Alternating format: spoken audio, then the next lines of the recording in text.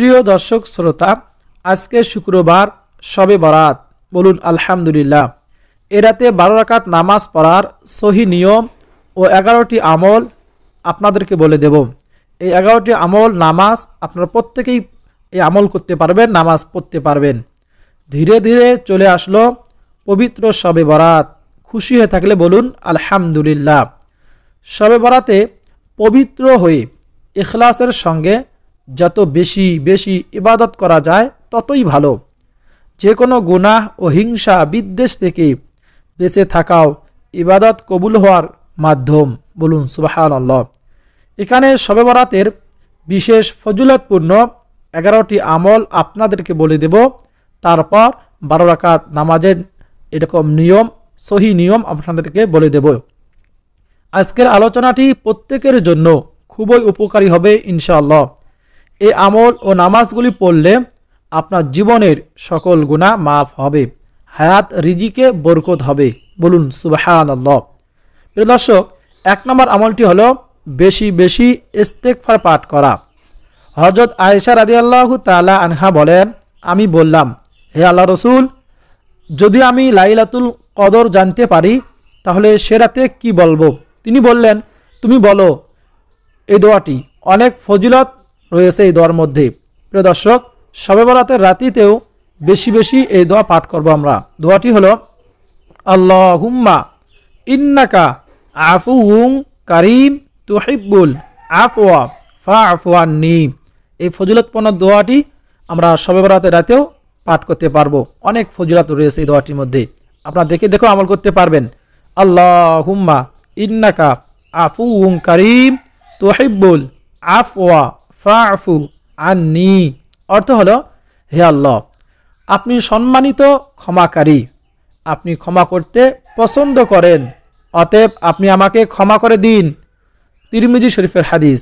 এছাড়াও ইস্তেগফারের মাসনুন দোয়াগুলো আপনারা পড়তে পারেন, যেমন আস্তাগফিরুল্লাহ আস্তাগফিরুল্লাহ, আপনারা বেশি বেশি পাঠ করবেন। এটিও একটি ইস্তেগফার, এই দোয়াটি, আল্লাহুম্মা ইন্নাকা আফুউন কারীম তুহিব্বুল আফওয়া ফাআফু আন্নী। 2 নম্বর আমল হলো কোরআন তেলাওয়াত করা। শবে কদরের রাতের মর্যাদার সঙ্গে যেহেতু কোরআন নাজিলের বিষয়টি সম্পর্কিত, তাই বুজুর্গনে আলেমের মতে শবে বরাতের রাতে কোরআন তেলাওয়াত করার তাৎপর্যপূর্ণ, বলুন সুবহানাল্লাহ। এজন্য এই রাতে বেশি বেশি কোরআন তেলাওয়াত করব। 3 নম্বর আমল হলো জামাতে ফরজ নামাজ আদায় করা, বলুন সুবহানাল্লাহ। মাগরিবের নামাজ, ইশার নামাজ, ফজরের নামাজ জামাতে আদায় করা। শবে কদরের রাতে জামাতের সঙ্গে মাগরিব ও ইশা ফজর নামাজ আদায় করা খুব জরুরি বিষয়। কেননা হাদিসে এসেছে, যে ব্যক্তি ইশা ও ফজর নামাজ জামাতের সঙ্গে পড়ে সে যেন সারা রাত দাঁড়িয়ে নামাজ পড়ে। মুসলিম শরীফের হাদিস, বলুন সুবহানাল্লাহ সুবহানাল্লাহি ওয়া বিহামদিহি। প্রিয় দর্শক, এই জন্য মাগরিব, ইশা, ফজর আমার জামাতের সাথে নামাজ আদায় করলে সারা রাত ইবাদত করা সব আপনার আমার আমলনামা আল্লাহ তাআলা দান করবেন। 4 নম্বর আমল হলো নবীজির প্রতি দরুদ পাঠ করা। নবীজির প্রতি দরুদ পাঠ দোয়া কবুলের সহায়ক। এক হাদিসে নবীজি সাল্লাল্লাহু আলাইহি সাল্লাম বলেছেন, যখন কেউ দোয়া করবে সে যেন তার পবিত্র প্রতিপালকের প্রশংসা ও আমার প্রতি দরুদ ও সালাম পেশ করে দোয়া আরম্ভ করে, তারপর যা ইচ্ছা প্রার্থনা করে। আবু দাউদ, তিরমিজি শরীফের হাদিস। আর এক হাদিসে এসেছে, নবীজি সাল্লাল্লাহু আলাইহি সাল্লামের উপর দরুদ না পড়া পর্যন্ত যে কোনো দোয়া আটকে থাকে। প্রিয় দর্শক, আল্লাহ তাআলার কাছে পৌঁছায় না, আল্লাহ তাআলা তার দোয়া কবুল করেন না। এজন্য এই রাতে বেশি বেশি দরুদ শরীফ পাঠ করা। 5 নম্বর আমলটি হলো দান সদকা করা। সদকা আল্লাহ তাআলা রাগ প্রশমিত করে। দানশীল ব্যক্তিকে আল্লাহ তাআলা বিশেষভাবে দয়া করেন। সর্বোপরি জাহান্নামের আগুন থেকে বাঁচার অন্যতম মাধ্যম, কার্যকর আমল হলো দান সদকা করা, বলুন না সুবহানাল্লাহ। রাসূল সাল্লাল্লাহু আলাইহি সাল্লাম বিভিন্নভাবে দান সদকার প্রতি উৎসাহিত করেছেন। এক হাদিসে ইরশাদ হয়েছে, খেজুরের একটি অংশ দান করে হলেও তোমরা জাহান্নামের আগুন থেকে বাঁচার চেষ্টা করো, বুখারী শরীফের হাদিস। এই জন্য এটাতে বেশি বেশি দান সদকা করব। প্রিয় দর্শক, 6 নম্বর আমল হলো বাবা মা ও মৃত ব্যক্তিদের জন্য দোয়া করা। জীবিত মৃত সকল মুসলমানদের জন্য দোয়া করা অনেক বড় নেক আমল, বলুন সুবহানাল্লাহ। এতে কোটি কোটি নেক আমল আমাদের আমলনামায় যোগ করা হয়।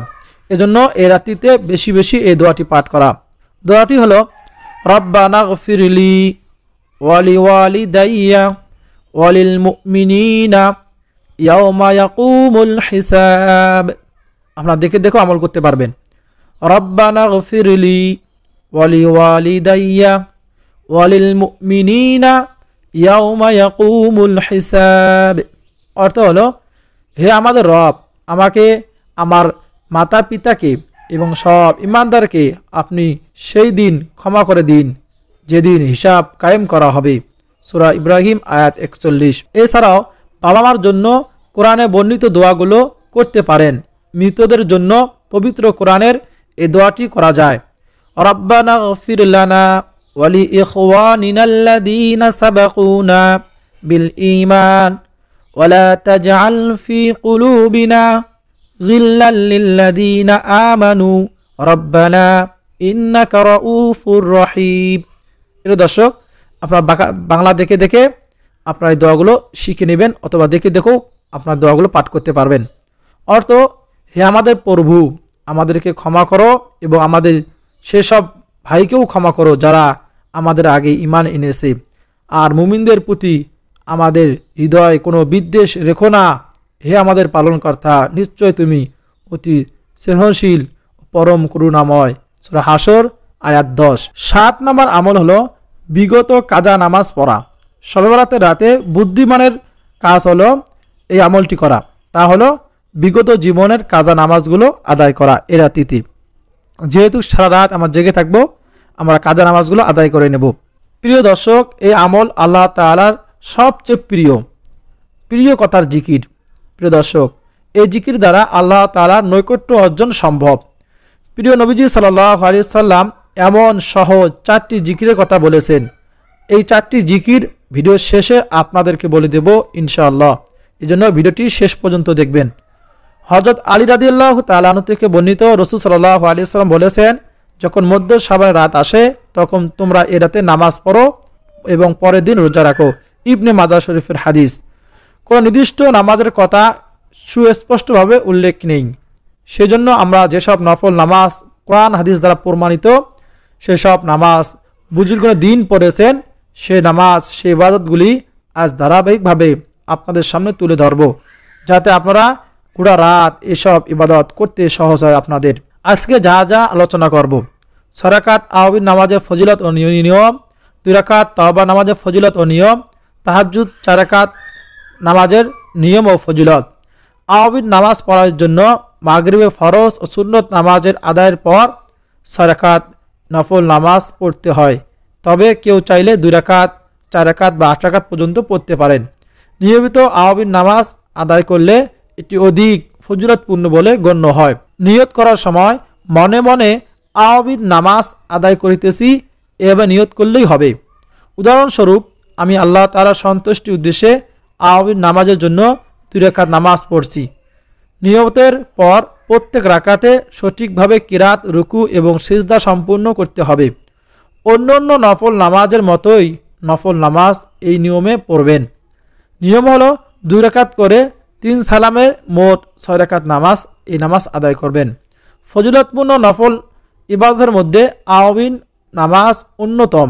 মাগরিবে ফরজ ও সুন্নত নামাজের পর থেকে ইশারের ওয়াক্ত আগ পর্যন্ত আওয়াবিনের সময়। প্রিয় দর্শক, এই জন্য অবশ্যই নামাজ আদায় করব। নবী করিম সাল্লাল্লাহু আলাইহি সাল্লাম বলেন, মাগরিব ইশার মধ্যবর্তী সময়ে নামাজি ব্যক্তি যে নামাজ পড়ে একে সালাতুল আওয়াবিন বলে। হাদিসে আওয়াবিন নামাজের ফজিলত, মহত্ব ও বরকতের কথা বর্ণিত হয়েছে। যত গুনাহ থাকুক জীবনে এই নামাজের মাধ্যমে ক্ষমা করা হবে। বলুন সুবহানাল্লাহ। প্রিয় দর্শক, এই জন্য অবশ্যই নামাজ আদায় করব। তারপর তাওবা 2 রাকাত নামাজ পড়তে হবে। এই নামাজের নিয়ত হলো, হে আল্লাহ, আমি 2 রাকাত তাওবা নামাজ এর নিয়ত করছি, আল্লাহু আকবার। তারপর প্রতি রাকাতে সূরা ফাতিহার সাথে কোরআন মাজিদের যে কোনো সূরা দিয়ে আপনারা 2 রাকাত নামাজ পড়বেন। তারপর নিজের সমস্ত গুনাহ খাতার কথা স্মরণ করে আল্লাহ তাআলার কাছে ক্ষমা চাইবেন। প্রিয় দর্শক, শেষ রাতে সেহরি খাওয়ার আগে 2 রাকাত করে 4 রাকাত তাহাজ্জুদের নামাজ আদায় করবেন। আরও অধিক পড়তে পারেন, কোনো সমস্যা নাই। নিয়ত এভাবে করবেন, আমি 2 রাকাত তাহাজ্জুদের নামাজ আদায় করিতেছি, আল্লাহু আকবার। সূরা ফাতিহার সঙ্গে যে কোনো সূরা দিয়ে আপনারা এই নামাজ আদায় করতে পারবেন। আমাদের একমাত্র চাওয়া পাওয়া হলো আল্লাহ তাআলা নৈকট্য অর্জন। আল্লাহ তাআলা মানুষকে তার নৈকট্য অর্জনের জন্য যুগে যুগে নবী রাসূল প্রেরণ করেছেন। নবী রাসূলগণ সহজেই আল্লাহ তাআলা নৈকট্য অর্জন করতে ছোট ছোট জিকির ও আমল সুস্পষ্ট দিক নির্দেশনা দিয়েছেন। কোরআন সুন্নাহ বিধান সমূহ পালনের পাশাপাশি আল্লাহ তাআলা সবচেয়ে প্রিয় কথার জিকির দ্বারা তার নৈকট্য অর্জন সম্ভব। প্রিয় নবীজি সাল্লাল্লাহু আলাইহি ওয়াসাল্লাম বলেন, এমন সহজ 4টি জিকিরের কথা বলেছেন। হযরত মাসুরা বিনতে জুনদুব রাদিয়াল্লাহু তাআলা আনহা থেকে বর্ণিত, তিনি বলেন, রাসূল সাল্লাল্লাহু আলাইহি ওয়াসাল্লামের সবচেয়ে প্রিয় কথা হলো 4টি। তা হলো সুবহানাল্লাহ, আলহামদুলিল্লাহ, লা ইলাহা ইল্লাল্লাহ, আল্লাহু আকবার। এই 4টি কথা নবী সাল্লাল্লাহু আলাইহি ওয়াসাল্লামের কাছে সবথেকে বেশি প্রিয়। সুবহানাল্লাহ, আলহামদুলিল্লাহ, লা ইলাহা ইল্লাল্লাহ, আল্লাহু আকবার। এর যে কোনো একটি দ্বারাই জিকির আরম্ভ করা যেতে পারে। এর যে কোনো একটি দ্বারাই জিকির আরম্ভ করতে যেতে পারে, যেমন সুবহানাল্লাহ, সুবহানাল্লাহ, আলহামদুলিল্লাহ, আলহামদুলিল্লাহ, লা ইলাহা ইল্লাল্লাহ, আল্লাহু আকবার। এভাবে আপনারা জিকির করতে পারেন। আল্লাহ তাআলা নৈকট্য অর্জনের অন্যতম মাধ্যম হলো এই জিকিরগুলো। প্রিয় দর্শক, আমরা তো নফল নামাজ আদায় করবই, এই জিকিরগুলো 4টি জিকির আমরা বেশি বেশি এই রাত্রিতে করব। প্রিয় দর্শক শ্রোতা, তারপর ইস্তেগফার দরুদ শরীফ পড়ে আল্লাহ তাআলার কাছে দোয়া করব। অবশ্যই আল্লাহ তাআলা আমাদের জীবনের সমস্ত গুনাহ খাতা মাফ করে দিবেন। বলুন আমিন। আল্লাহ তাআলা আমাদের সবাইকে শবে বরাতের রাতে বেশি বেশি ইবাদত বন্দেগীর মাধ্যমে অতিবাহিত করার তৌফিক দান করুন, আমিন।